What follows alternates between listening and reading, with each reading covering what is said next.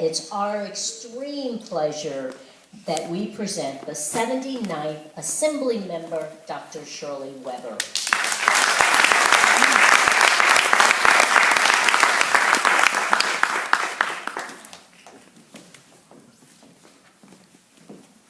Thank you, and good morning. Good morning. One more time, young people. Good morning. Good morning. Great, great.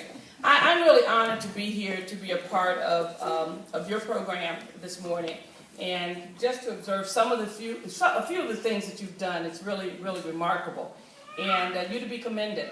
One of our greatest challenges in the state of California is STEM education, particularly for children of color, and it's an ongoing challenge that California is working hard to face and working hard to make a difference. And so it's really good to come here and to see that. You should know that your leader of the STEM program here, Attorney Vicki Turner, is the Outstanding Woman of the 79th Assembly District for 2015. She will be honored on the floor of the Assembly in 2 weeks, and so I'm really honored that she will represent this district and represent it well. And part of the recognition is because, or a significant part of it is because of her work with you. Her work with young people, not only STEM, but the achievers, and on and on. Vicki is truly a decorated and celebrated attorney in the state of California.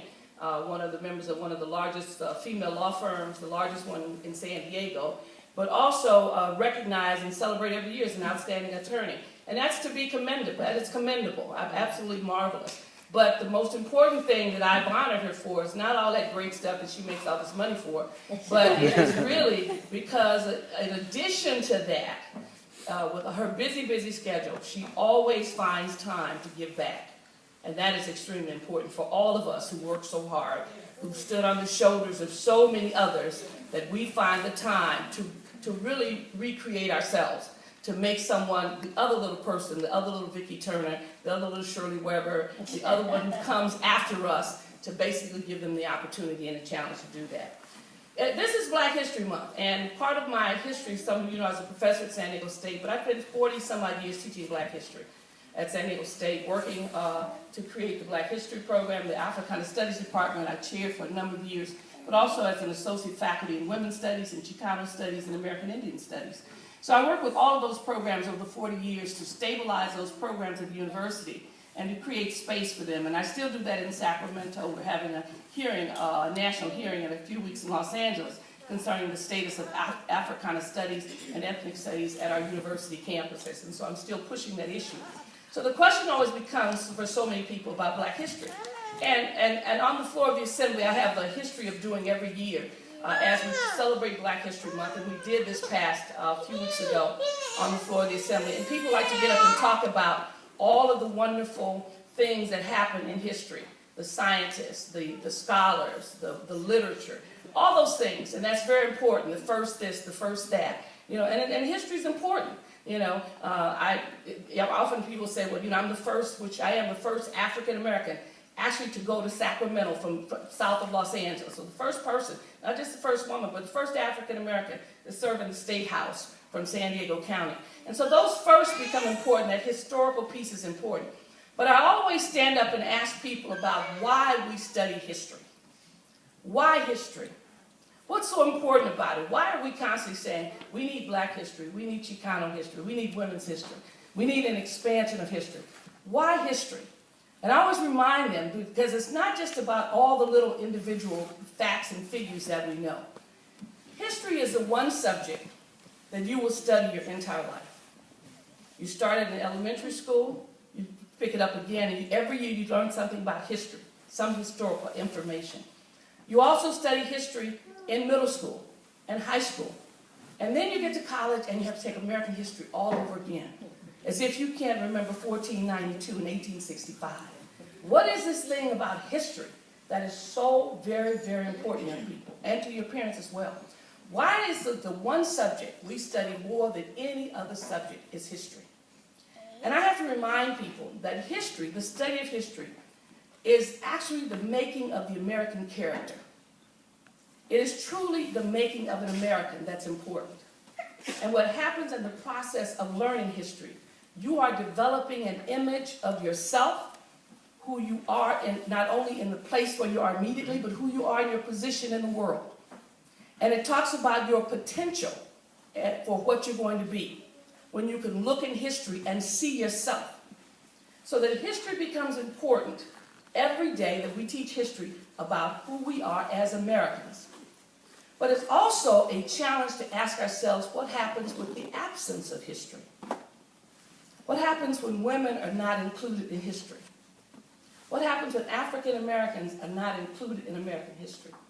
What happens to the psyche, the images, how you see yourself or how you don't see yourself in the world and the contributions you've made?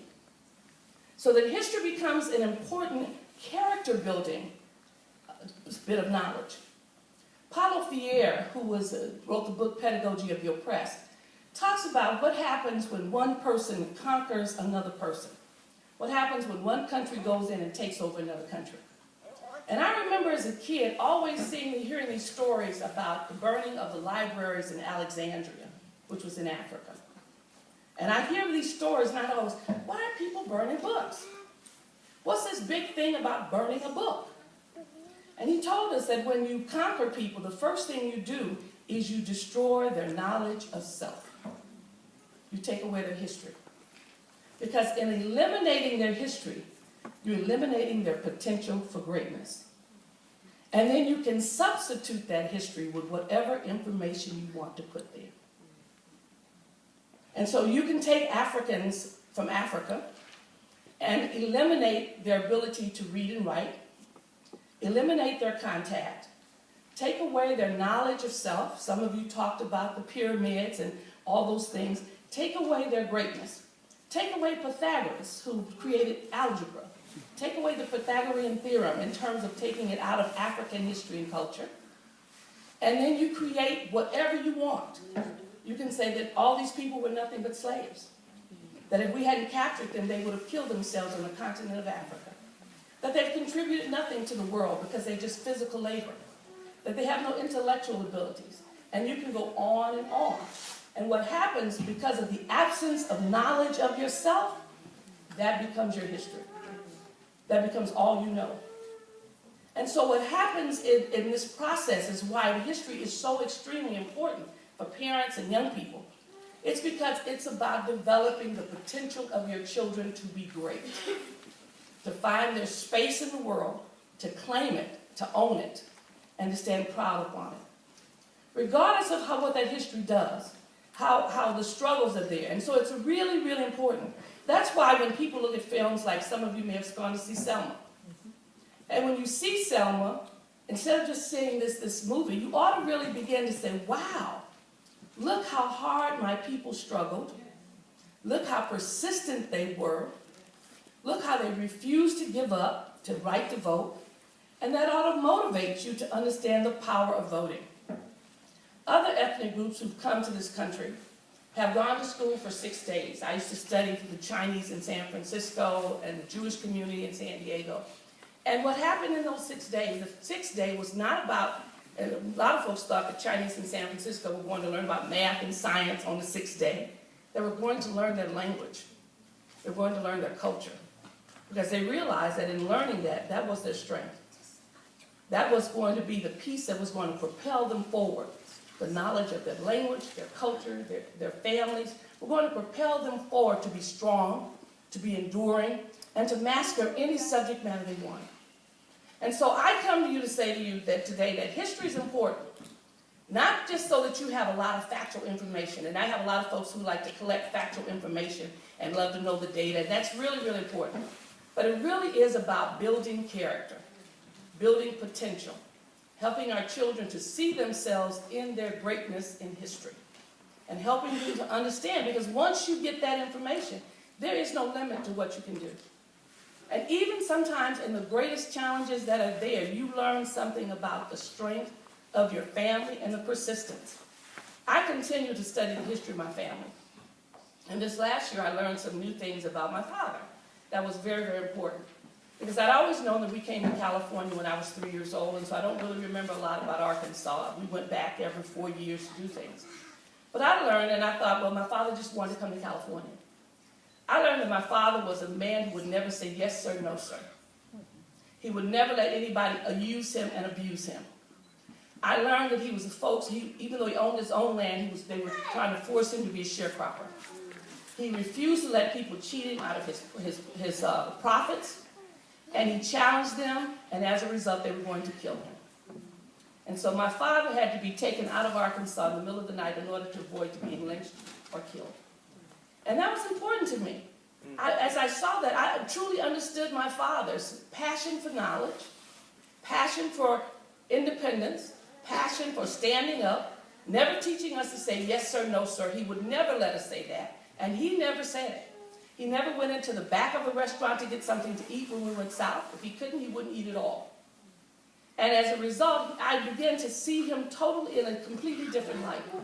And interestingly enough, we went to Arkansas every 4 years because my father was not afraid. And so it was interesting as I look at myself and who I am, try to figure out why does this woman fight all the time for so much stuff, and why she's often seen as be so courageous and unafraid of folks. And I began to understand who I came out of, the kind of person that I saw who wasn't one of the rabble-rousers, who didn't engage in protests and marches in Los Angeles, but who was always very strong, very specific about what he wanted, and very proud of himself and his family. And so I say that to you because as you study who you are, it really defines your character. It defines your potential. It defines where you're going to go. And it gives you the strength to continue to do the things that are excellent. So I simply want to say today, they often say that a tree without root, a people without history is like a tree without roots, and that's so true. That if you don't know who you are, it's very difficult to grow and to prosper. And you end up growing and prospering in ways that aren't necessarily beneficial to you because you don't have the grounding that you need to understand your place in the world. And so as you study, hopefully you will take up history as something you really want to know. Not only history of science, history of literature, the history of the struggles of this country, the history of your family, all of those things, because that's a definition of you. That's your strength, that's your foundation, that helps you to grow. So as we celebrate Black History Month on February, I challenge you to celebrate Black History Month every day of the week, of the year, because it is important, because in the process, your families, you are developing the character of your children, you're strengthening them, and you're helping them to become the people that you want them to be. And it's an easy thing to do, much easier sometimes than teaching all of the other subjects, because they will embrace it, and as a result, it will propel them forward. Thank you so very much.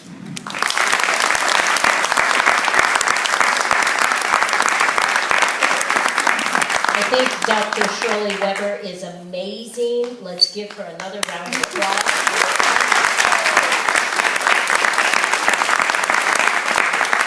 We're a little early, and I think Kim is coming up, but before she does, to have the assembly woman here, any questions that you might have, because we have a little bit of time.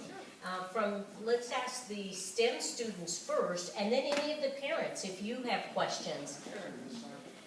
No problems, any questions. Some of you should know I serve on, I serve on the leadership team in the Assembly, and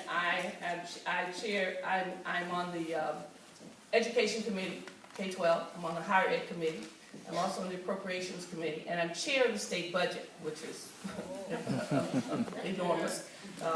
Several $100 billion budget. And so that's an exciting experience to be able to chair the budget, to determine where resources go in the state of California. I often ask the question, how many of you know what the Assembly people do? How many of you know, young people, raise your hand. I should ask old folks too that. How many of y'all know what the Assembly does? Because I've discovered a whole lot of people don't know what the California State Assembly. How many of you know what an Assembly person does? Okay. How many of you look at TV and see Congress? You ever look at television and see your Congress in Washington? Okay. The Assembly is your Congress in Sacramento. There are 80 of us, and we make all the laws for the state of California so that we determine the funding for schools, universities. We determine small things like whether or not you're going to have plastic bags to have at your grocery stores. We do environmental issues. We fund housing. Anything you can probably think of, the California State Assembly does. And we fund our county and our city in terms of programs. So there are 80 people. Each one of us represent a district in the Assembly of about 500,000 people. So my constituency is about 500,000. and we're elected every 2 years. So it's an interesting place, the California State Assembly, the Capitol. But it makes all the laws and rules and regulations that govern the state of California. And there are 12 African Americans, the largest group now in the history of California, that serve in the State Assembly.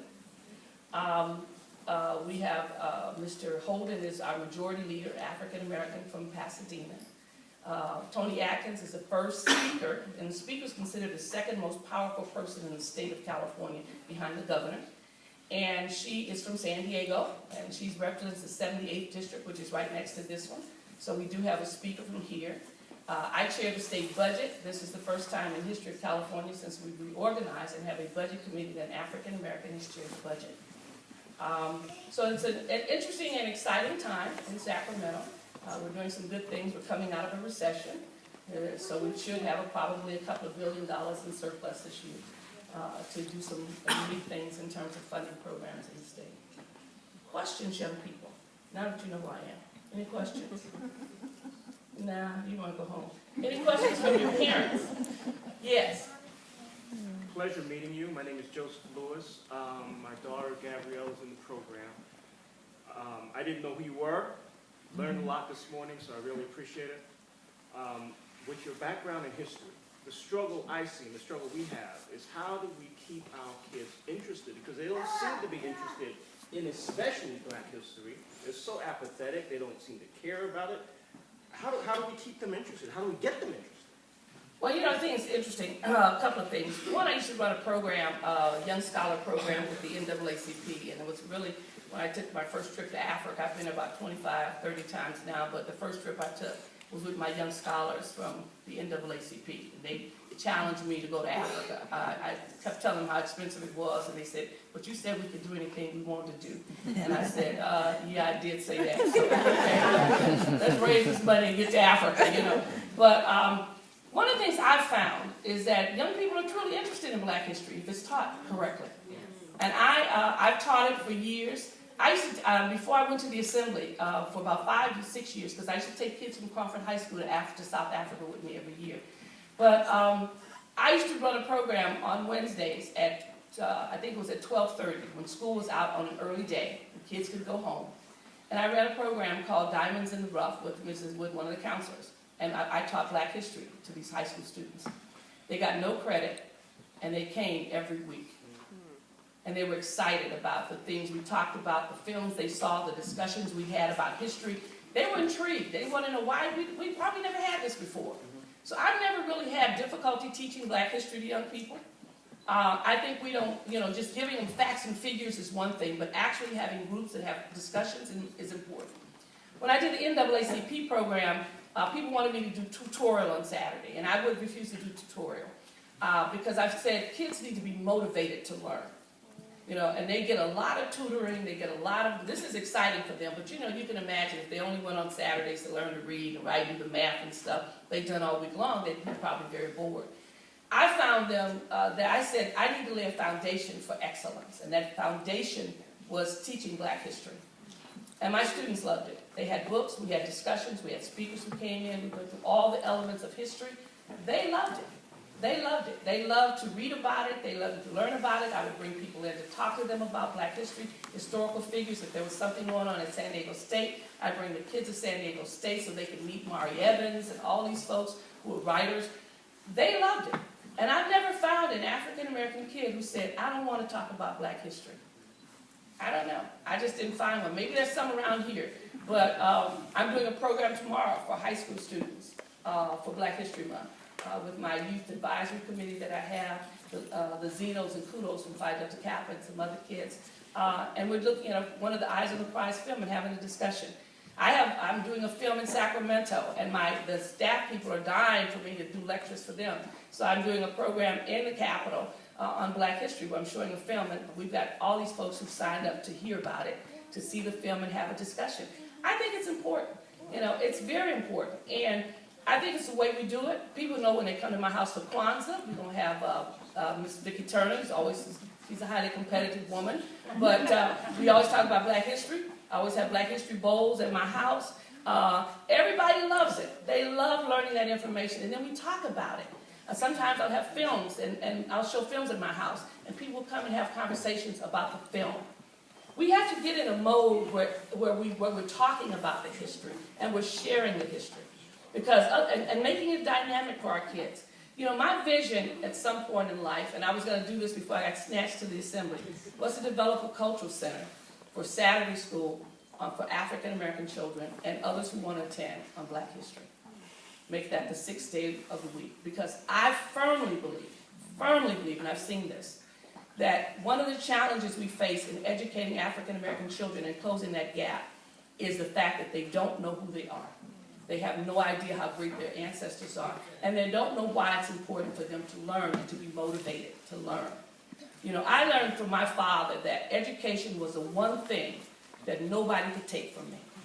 And he talked about the things that people took from us in doing sharecropping and doing slavery and doing discrimination. But he always said to me, get your education, because that's the one thing, no matter what happens in life, that they can't take from you. And he was absolutely correct. Absolutely correct. And so I learned that about him, and that motivated me to want to go to school, motivated me to want to learn, because I felt like no matter what, I am Dr. Shirley Weber with a PhD from UCLA, and can't nobody take it.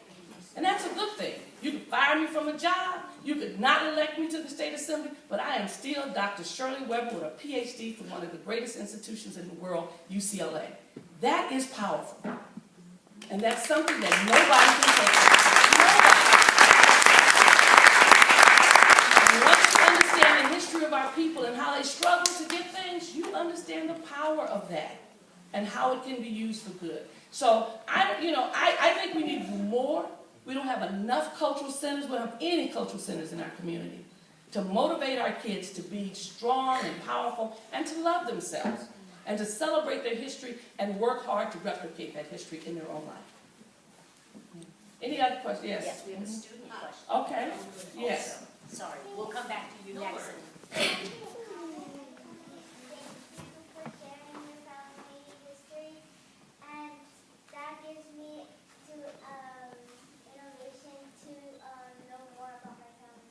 It's great. You should, yes. Everybody should be studying. I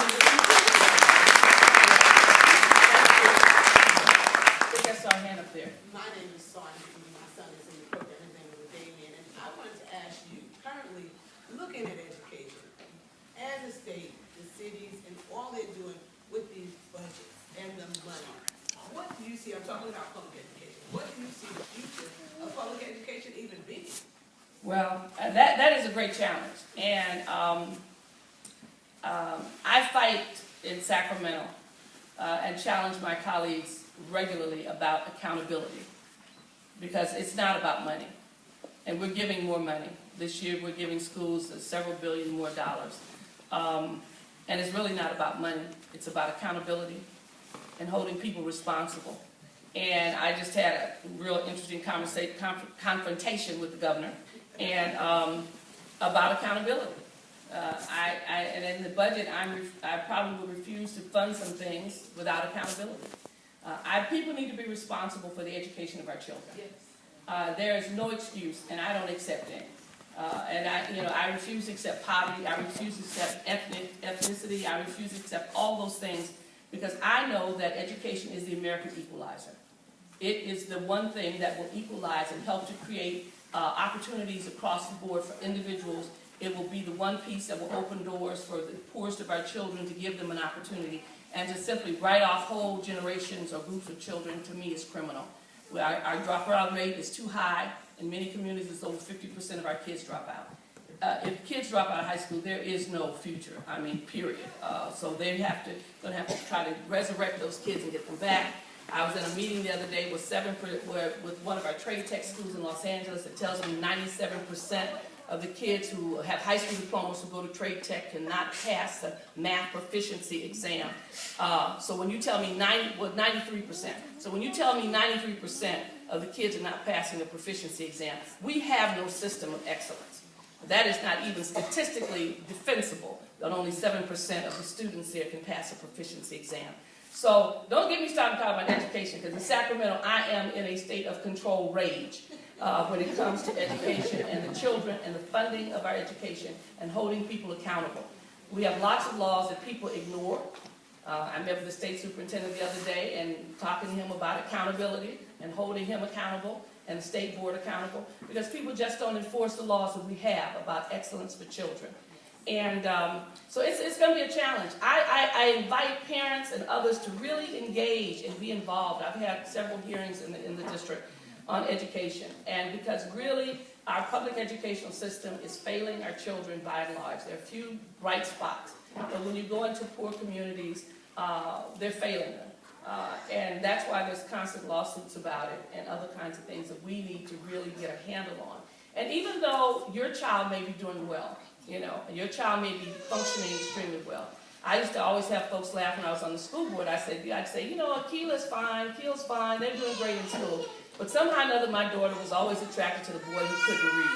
And so I then had to make sure that every little knucklehead she met could read, okay? Because I didn't want them to come live with me and have me take care of this husband who couldn't read. So it was always my commitment to make sure that everybody could read. And that's the way we have to act, because too often we have a tendency to focus on our child. And I remember clearly a mother who her daughter was killed in Claremont. She was a college student, and she came here, and some young man had killed her daughter, murdered her daughter.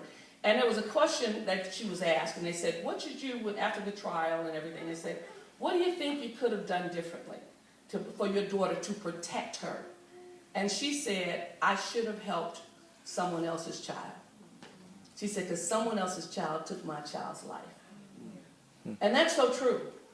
We have to recognize the fact that all of us are in the same condition, and even if our child is doing extremely well, we need to help everybody else's child get to the level where our children are. And we need to fight the school system to hold them accountable for the education of children with no excuses. And I say that because people love to tell me all kinds of excuses as to why kids can't perform. And they've always said, well, you don't understand, Dr. Weber, they're poor. They come from certain neighborhoods, and neighborhoods are violent. I can go on and on and on. And I can identify with all that because I was raised in the projects of Los Angeles, okay? But my teachers had no excuses for excellence. And so when people tell me those things, those are just really things that people want to tell you.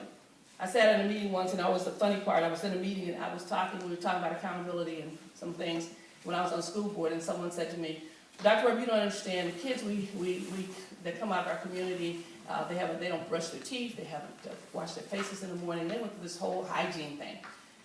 So when they finished, I said, you know what? They thought I was going to be enraged. I was in control rage that day. And I said, I really thank you for those comments because I learned a lot today. And they said, whoa. They looked. I said, I learned the power of toothpaste. I learned that if I brush my teeth in the morning and wash my face, I'll read faster. So I'll implement that. And since you think that's the only barrier that's there, I and Attorney Weber will guarantee that every child in my district has toothpaste and toothbrush in the morning. Now, will you guarantee they'll read? These are the excuses people get that don't even make sense, okay? So I'm just saying to all of us that it is a challenge to keep public schools alive. We're fighting to that at this point. And I'm dealing with the teachers union that's sometimes resistant to change and accountability. And I firmly believe that we have to have a strong public school system if we're going to have a strong university system. And we're not spending all of our time doing remediation at the university so that we can get our kids to the level that they need to be competitive. But it's going to require all of us to focus on K-12 and to really make our schools excellent in every way possible, to give our teachers the support they need and give them the resources they need, but in the end, to also say to them, we expect excellence from every child. Thank you all so very much.